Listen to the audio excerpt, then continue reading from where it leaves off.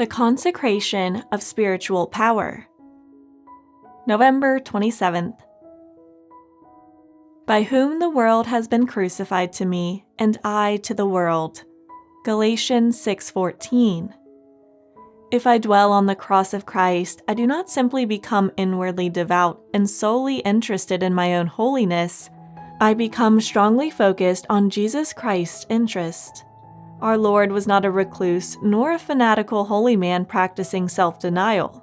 He did not physically cut himself off from society, but he was inwardly disconnected all the time. He was not aloof, but he lived in another world. In fact, he was so much in the common everyday world that the religious people of his day accused him of being a glutton and a drunkard.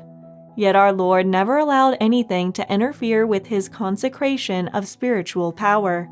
It is not genuine consecration to think that we can refuse to be used of God now in order to store up our spiritual power for later use. That is a hopeless mistake.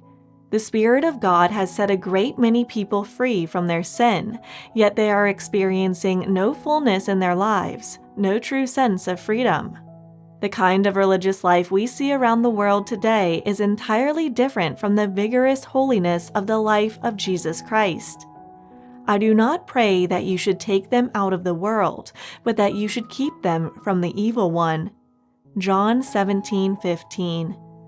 We are to be in the world, but not of it, to be separated internally, not externally.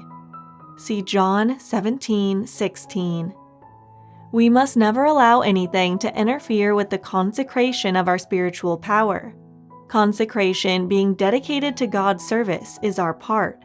Sanctification, being set apart from sin and being made holy, is God's part. We must make a deliberate determination to be interested only in what God is interested. The way to make that determination when faced with a perplexing problem is to ask yourself, is this the kind of thing in which Jesus Christ is interested? Or is it something in which the spirit that is diametrically opposed to Jesus is interested?